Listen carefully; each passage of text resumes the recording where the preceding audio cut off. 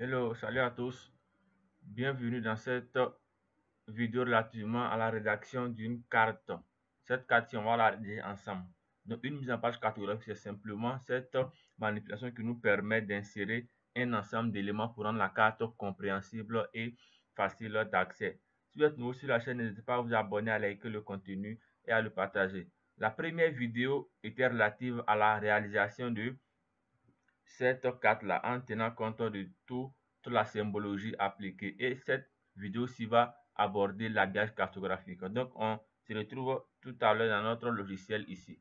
Donc, on a déjà fait tout ce qui est lié à la symbologie. On passera maintenant à l'aspect de la mise en page ou autrement de la rédaction cartographique. On a différentes méthodes. Soit nous passons par le petit icône qui est là, qui est appelé nouvelle mise en page, où nous cliquons sur projet et nouvelle mise en page qui est à ce niveau-là, où nous tapons CTRL P tout simplement. Pour ceux qui ont des versions antérieures à 3 points, vous allez avoir composé d'impression.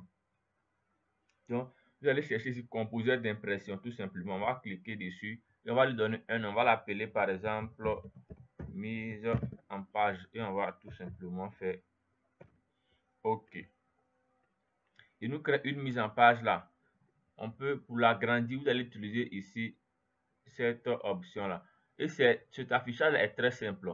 On prend en compte d'abord cette première barre qui est la barre des titres, où on a le titre qu'on avait renseigné qui était mise en page. Plus bas, on a différents menus, mise en page, éditer, vue, éléments, ajouter, atlas, ainsi de suite. Les éléments sont listés là. Et plus bas, on a les différents icônes qui sont là, qui représentent en quelque sorte des raccourcis de chaque élément ici en haut.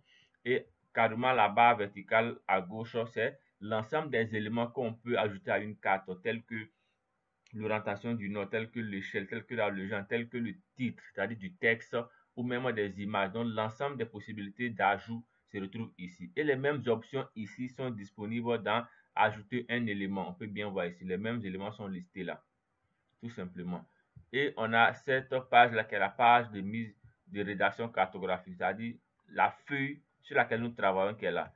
Et carrément à droite, on a différentes possibilités, éléments historiques, mise en page, propriété de l'objet, guide. Pour ceux qui n'ont pas cette configuration, c'est très simple. Vous faites simplement un clic droit pour cocher autant d'éléments possibles. Si je coche par exemple Atlas, automatiquement il va s'ajouter ici. Si j'aimerais le déplacer pour le mettre dans cette liste là, je le prends, clic gauche, je maintiens, je glisse, je l'ajoute à cette liste là. Automatiquement il s'est incorporé là. Maintenant, les éléments les plus utilisés seront ici éléments, c'est-à-dire éléments, ça va lister tous les ajouts. Si on ajoute une carte, on ajoute une légende, une orientation, tout sera listé ici dans légende, dans éléments, disons. Et au niveau de propriétés de l'objet, il va lister les propriétés de chaque objet qui sera utilisé. Donc voici les deux premières fenêtres les plus utilisées ici, la fenêtre élément et la fenêtre propriété de l'objet.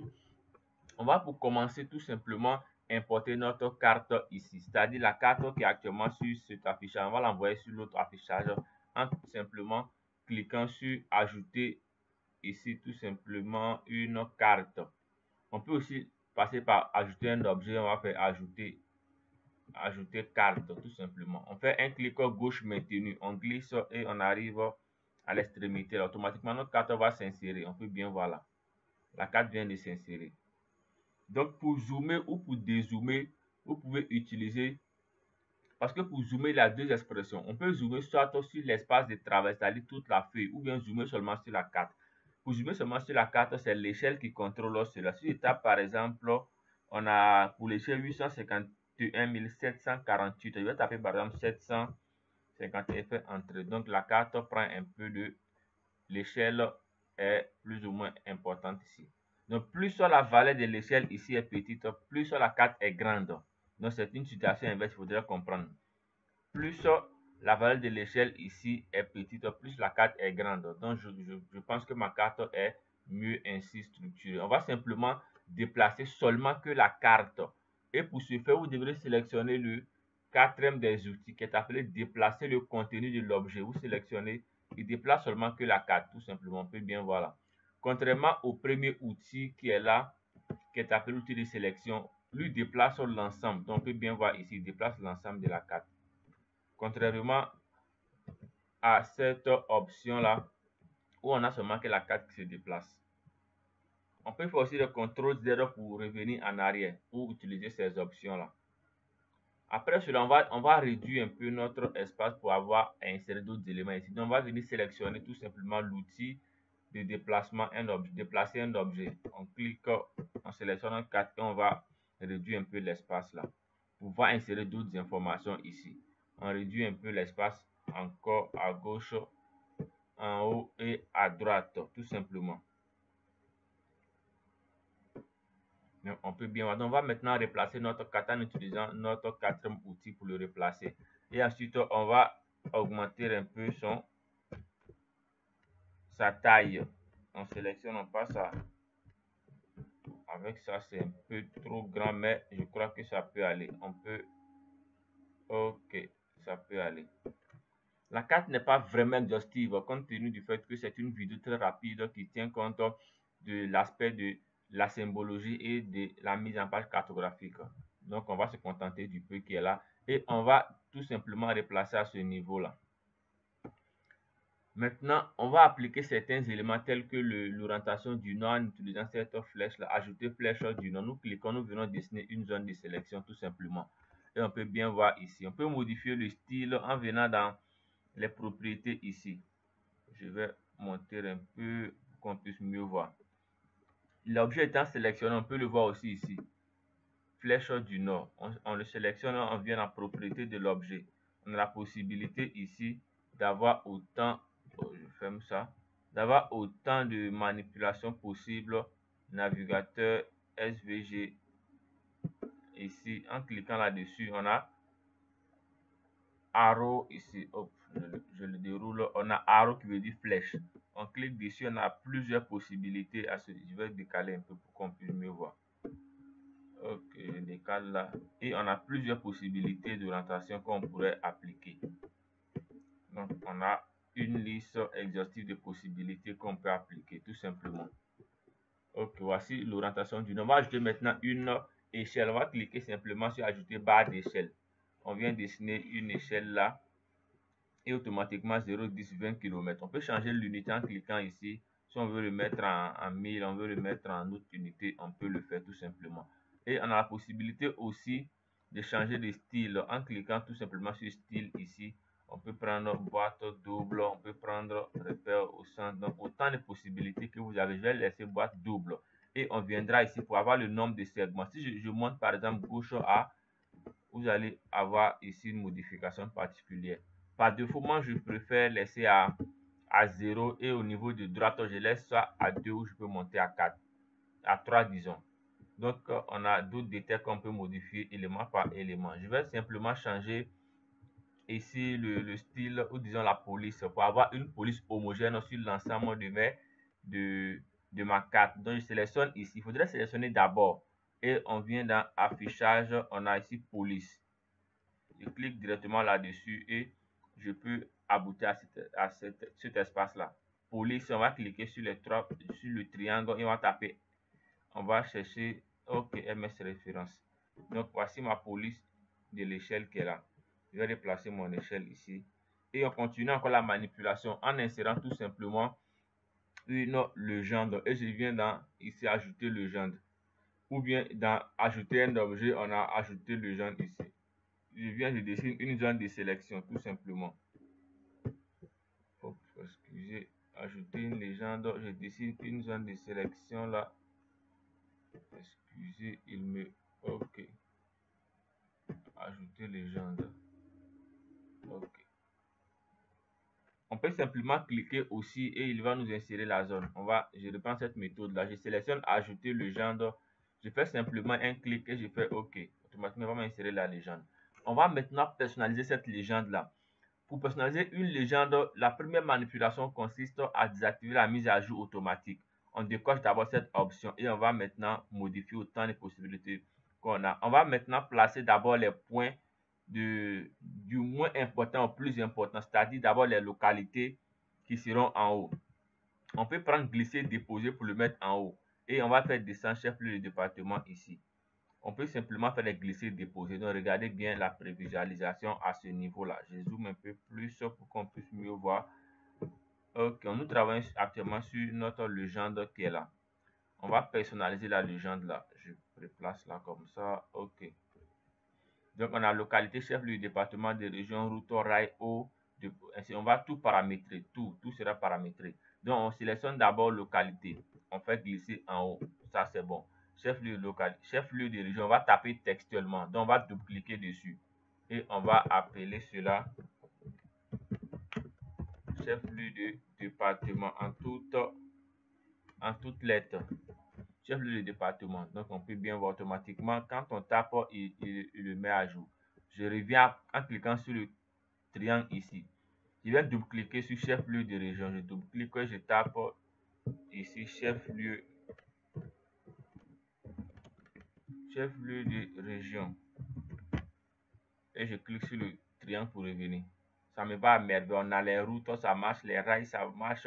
Et on a eau, ça marche. On va ici, au niveau du département, on va écrire en toutes lettres. Je vais double-cliquer et on va taper département en toutes lettres. Département. Ok, j'enlève le R là. Département. Et on a limite région ici. Donc, on va double-cliquer dedans limite région et on va écrire en toutes lettres. Limite région. On va tout simplement enlever le tiret du 8. Ok, ça marche.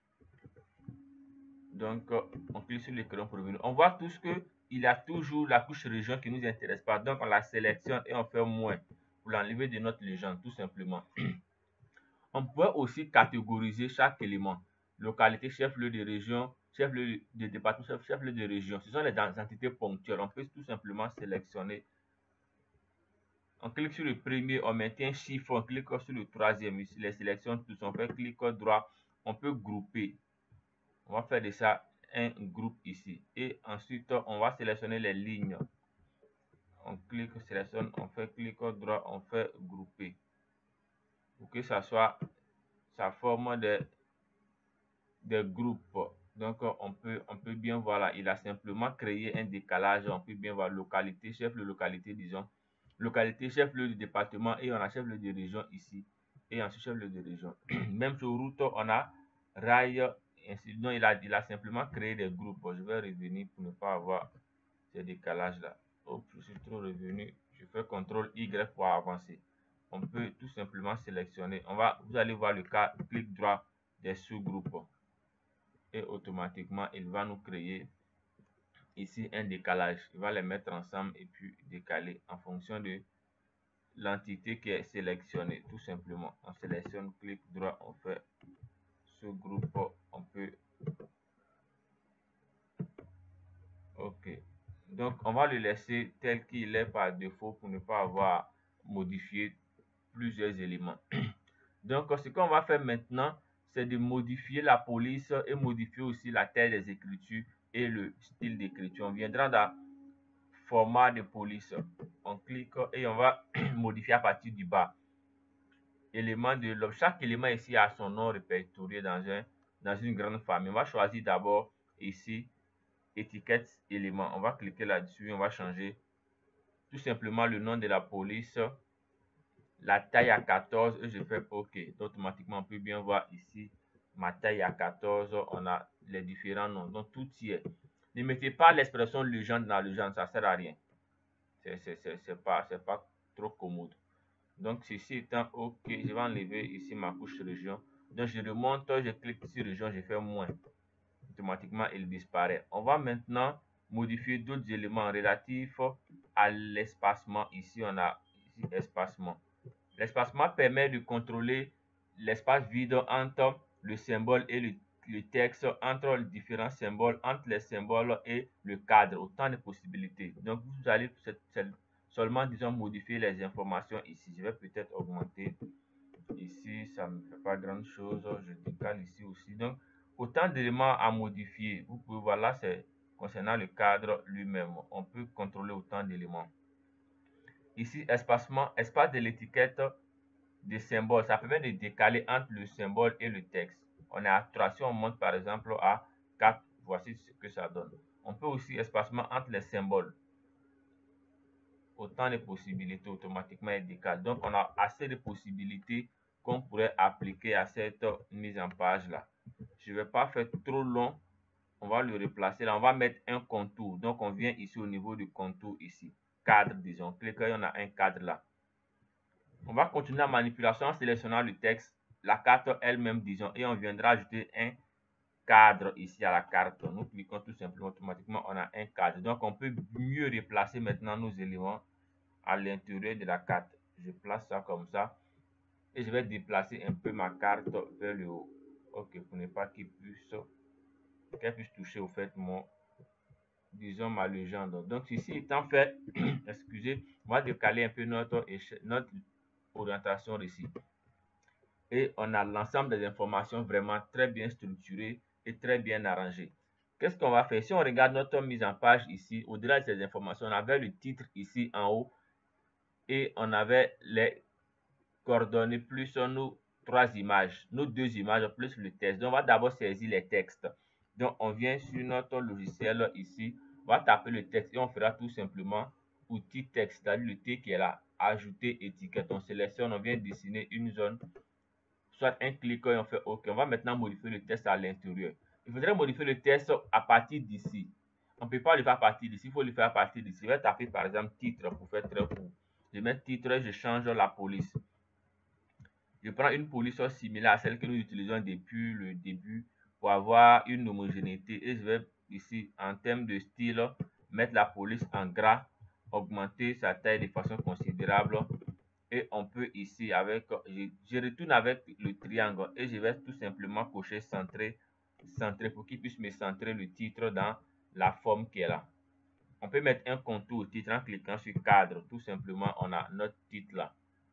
Et on continue dans la modification en ajoutant ici les différentes images qui sont appelées médaillons. Donc, on vient cliquer simplement dans l'option ici ajouter image et on dessine seulement une zone de sélection là.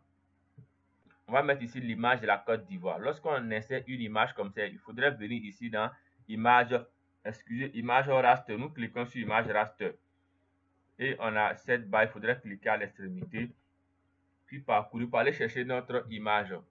Je vais aller chercher mon image qui est à ce niveau là. Ok, je cherche mon image qui est là. Je fais ouvrir automatiquement, il va s'ajouter là et j'ajoute encore une seconde image. J'ajoute une seconde image.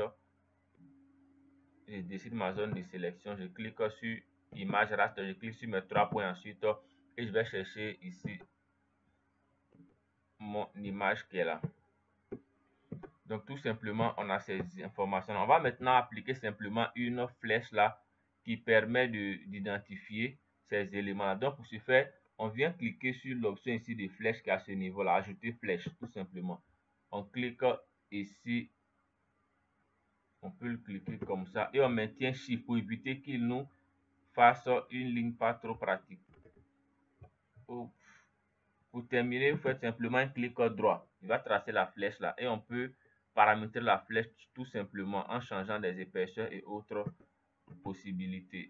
Ok, je vais aussi ajouter une autre flèche là. Je clique, je maintiens Shift, je viens, clic, je fais un clic droit. Je modifie encore l'épaisseur. Ok, donc ça marche. Je vais zoomer un peu pour qu'on puisse mieux voir. Ok, voici ici nos informations matérialisées. On va ajouter encore un dernier texte ici. Donc, on va cliquer sur l'outil texte. On va venir dessiner une zone de sélection là. C'est le texte ici qu'il faudrait saisir ici. Source, ici réalisateur, le système de coordonnées et autres informations. Donc, on viendra dans ici le logiciel en question. On va simplement taper ici. Source des données. Donc, deux points, on aura le texte qu'il faut. Ensuite, année d'édition. Deux points. Pour donner l'année d'édition, vous donnez l'année ici plus le mois plus année, si c'est possible. Mois plus année. Ensuite, vous décalez. On va mettre ici réalisateur, par exemple. Réalisateur. Ok. Maintenant, vous allez voir pour certaines cartes, vous mettre réalisation. Si on met réalisation, mais plus nom année d'édition, on met réalisation et on met le nom du réalisateur plus l'année d'édition.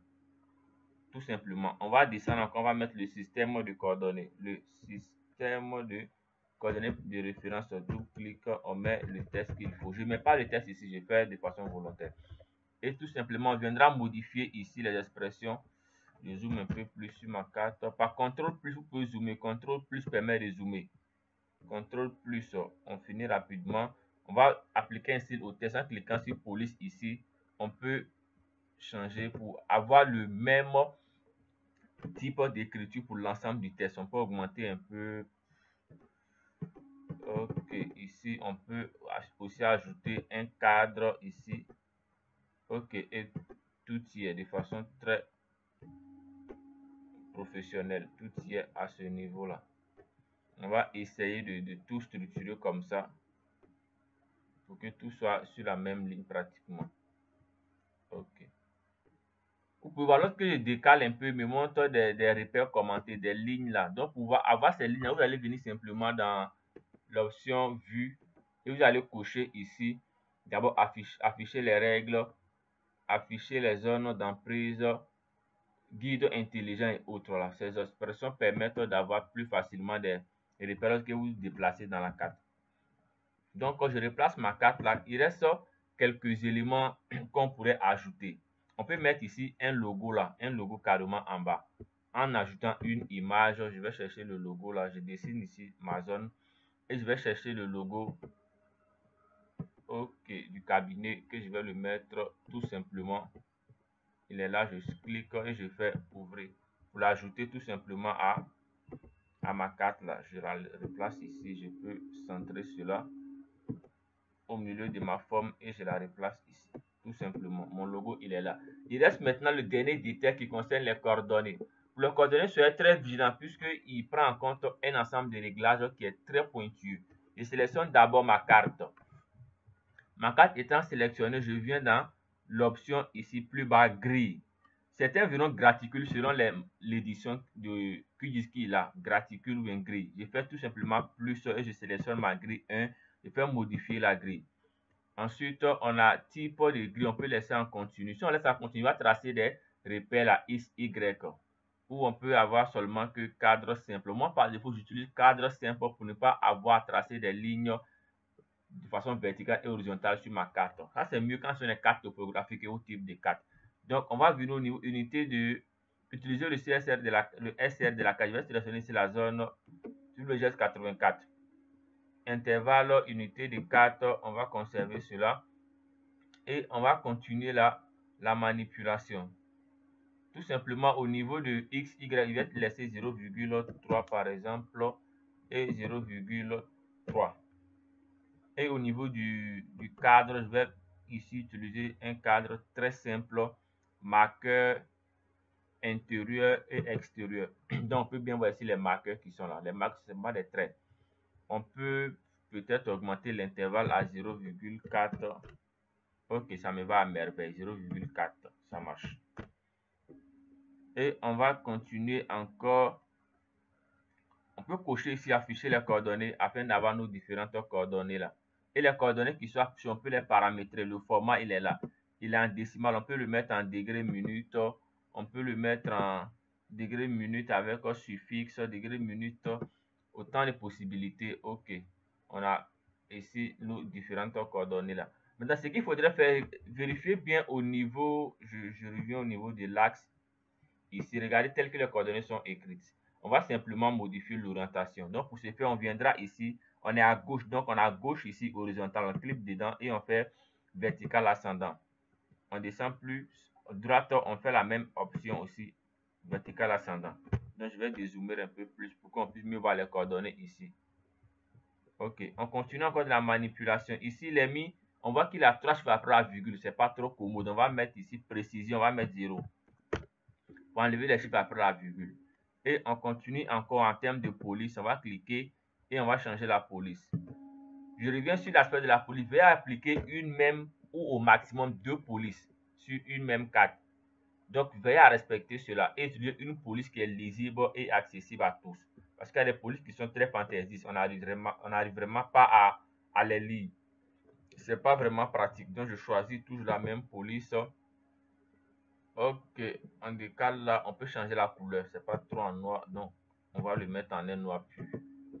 Ok, on est là et la carte est ici complète, tout simplement. On a nos différentes informations là. On pourrait ajouter les sous-préfectures voisines afin de rendre la carte beaucoup plus complète, mais pour un cas pratique, on va se limiter à cet aspect là où on a ensemble réalisé l'ensemble des manipulations possibles qu'on pourrait avoir pour une carte. On va maintenant exporter la carte. Pour exporter la carte, on a différentes possibilités. Soit on vient sur mise en page et on a exporté au format image, exporter au format SVG, exporter au format PDF. À nous de voir le format qui nous intéresse au mieux. Ou on peut avoir les mêmes options ici. On peut soit imprimer la carte, soit exporter au format image, SVG ou PDF. On va prendre ici format image. On clique comme exporter comme image. Je vais mettre sur le bureau tout simplement et le nom il est là. On va faire enregistrer.